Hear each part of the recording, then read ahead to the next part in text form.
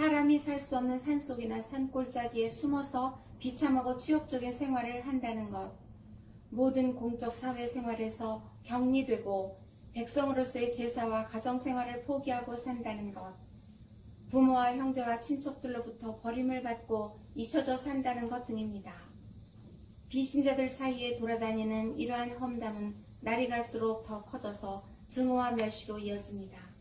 그리하여 어떤 신자든지 불행히 다른 사람들에게 간접적으로라도 알려지면 주변 사람들 모두 온갖 방법으로 신자들을 괴롭히려 달려듭니다. 신자들을 불경스럽고 불충분한 자들로 여겨 그들한테서 전염되지 않으려고 길을 씁니다. 신자들은 부모와 친척도 몰라본다. 제사와 위패도 배척한다. 금수만도 못하다. 삼강 오륜에서 벗어난 놈들이다. 이렇게 신자들을 욕하고 증오합니다. 이런 공적 박해와 위험 외에도 흉년이 닥치면 신자들의 처지는 더욱 비참해집니다.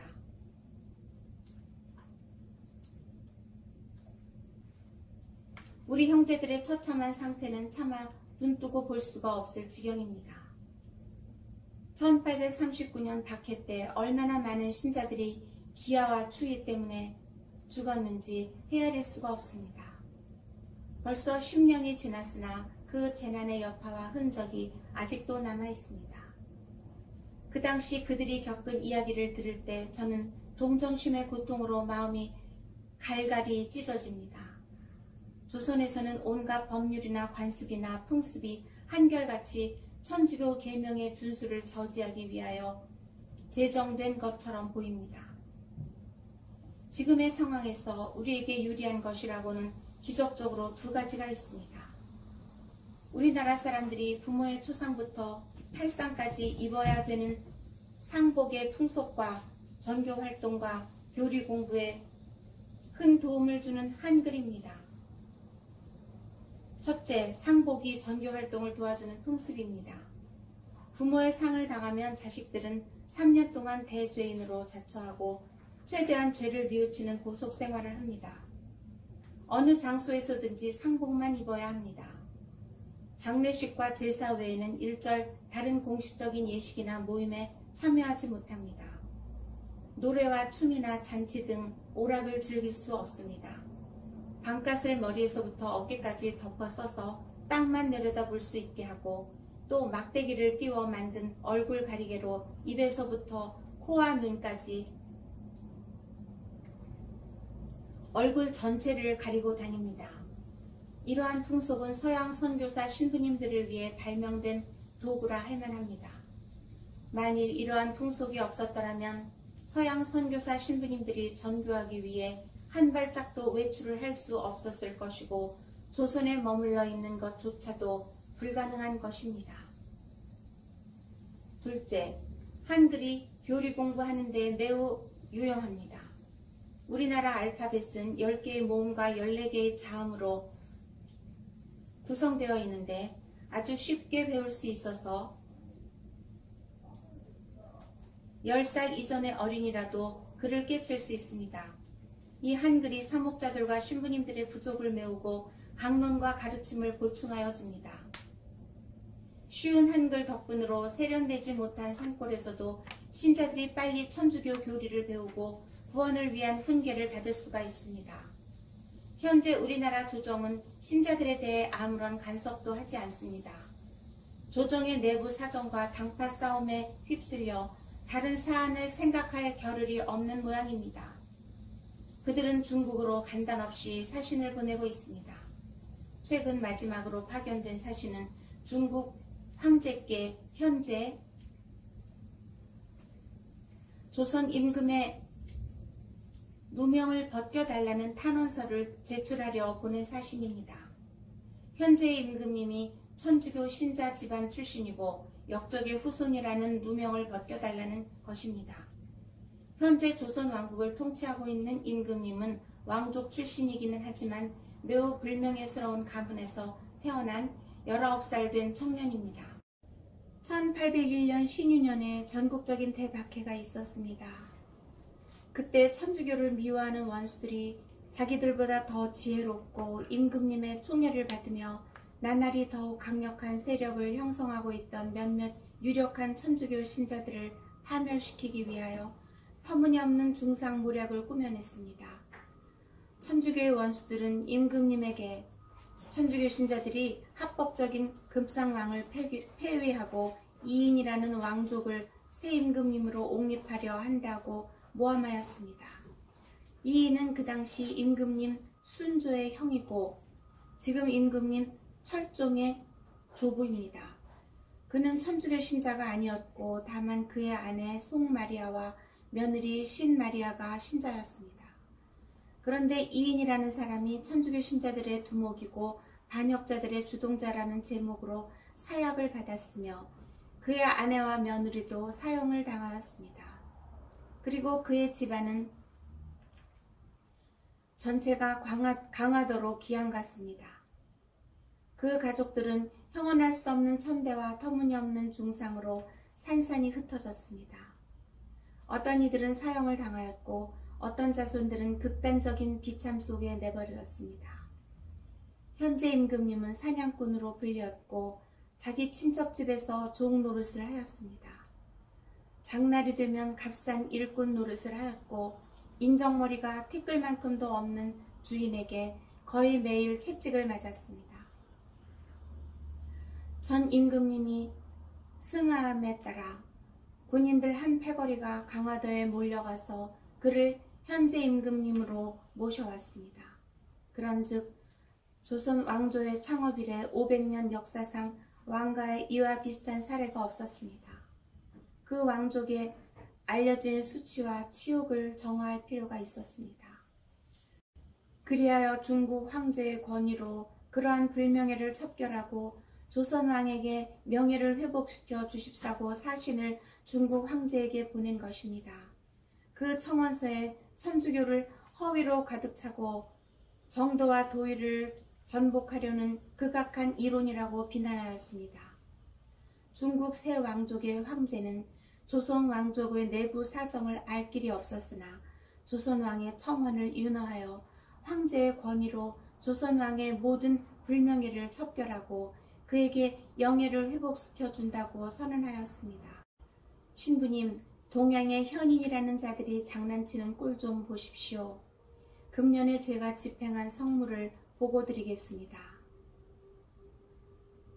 사규 고해자가 3620명이고 영성체자가 2753명이며 제고해자가 235명이고 제영성체자가 220명입니다.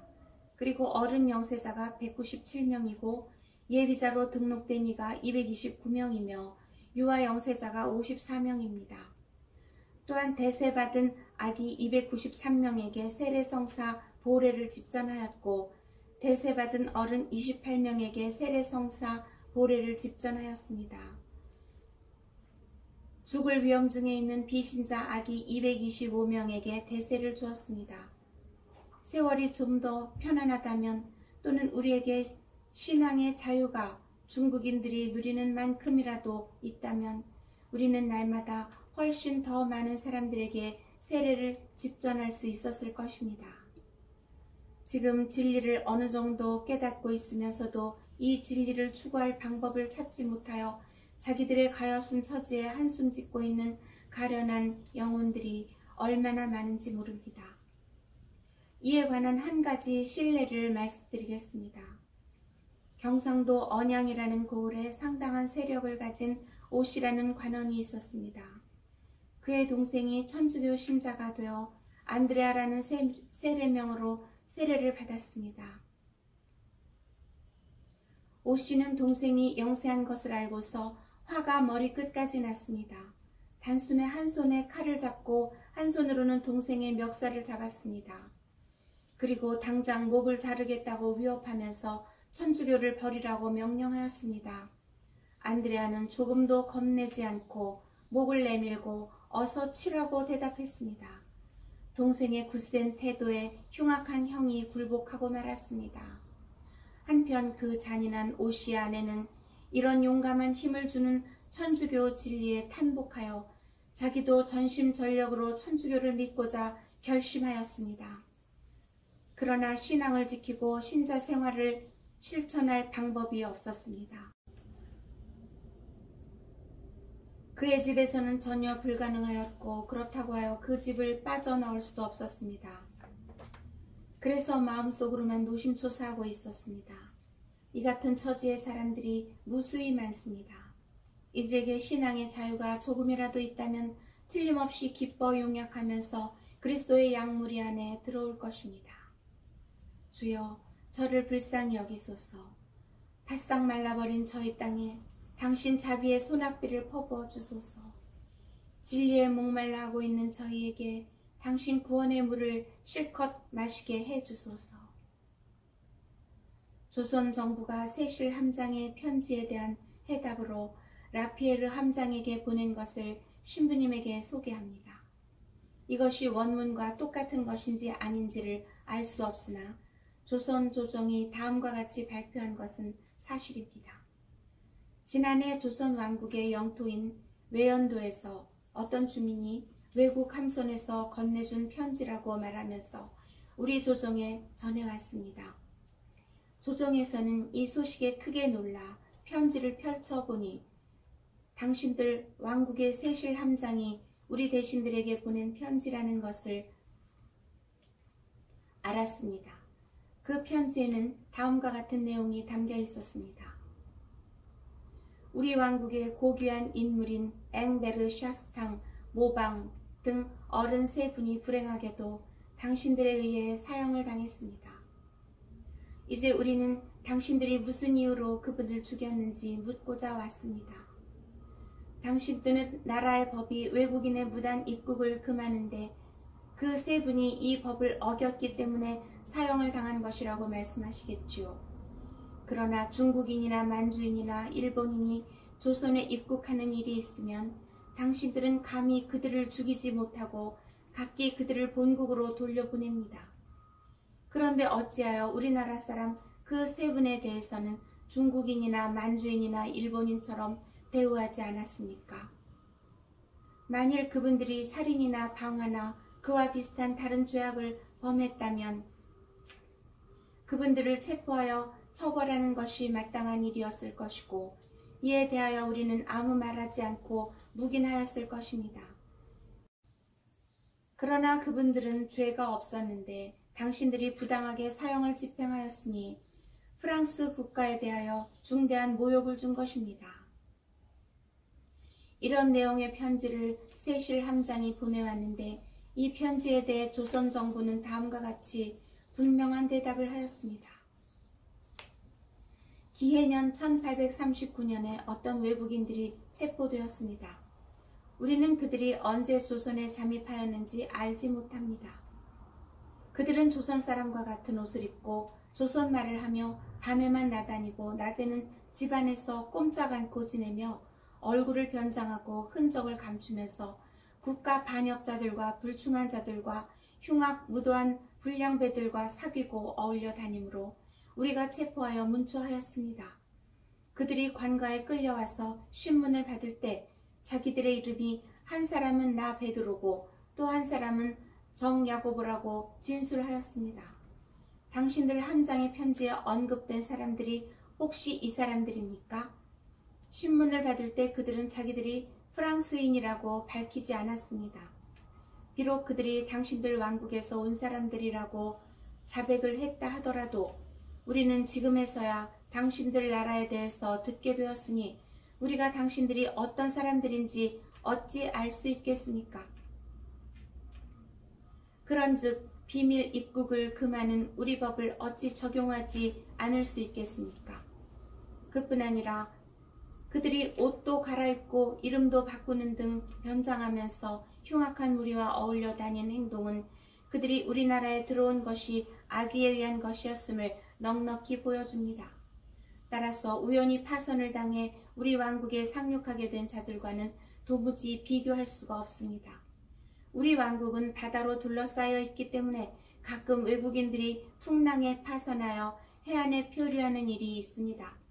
그들이 낯선 사람이라도 죄가 없고 긴급한 사정이 있으면 우리는 그들을 구제해주고 입히고 먹이고 보호하며 또 할 수 있으면 각기 자기 나라로 돌려보냅니다. 이것이 우리 왕국의 법입니다. 그러므로 당신들이 말하는 저 세 사람들도 파선을 당해서 우리 왕국에 상륙했다면 왜 우리가 중국인이나 만주인이나 일본인과 달리 대우하겠습니까? 또 당신들 편지에 보면 우리가 왜 그들을 정당한 이유 없이 죽였는지 문책하고 또 당신들 나라에 중대한 모욕을 끼쳤다고 항의하는데 그런 말씀은 우리에게 매우 의외이고 듣기에 놀랍습니다. 서양과 조선이 수만리 떨어져 있어서 서로 모르고 편지로나 차편으로나 내왕과 상종이 없습니다. 그런즉 무슨 이유로 서로 원수가 될 짓을 할 것이며 또 무슨 까닭으로 당신들에게 모욕을 끼치겠습니까? 헤아려 보십시오. 만일 우리나라 사람이 당신 나라에 몰래 들어가서 변장을 하고 악행을 하면 당신들은 그 사람을 가만히 내버려 두겠습니까? 만일 중국인이나 만주인이나 일본인들이 당신 나라 사람들처럼 우리 법을 거슬러 범행하였다면 그들도 우리 법에 따라 처벌하여야 하지 않겠습니까? 이전에 어떤 중국인이 변복하고 몰래 우리 왕국에 들어왔기 때문에 우리 법대로 잡아서 사형에 처한 일이 있습니다.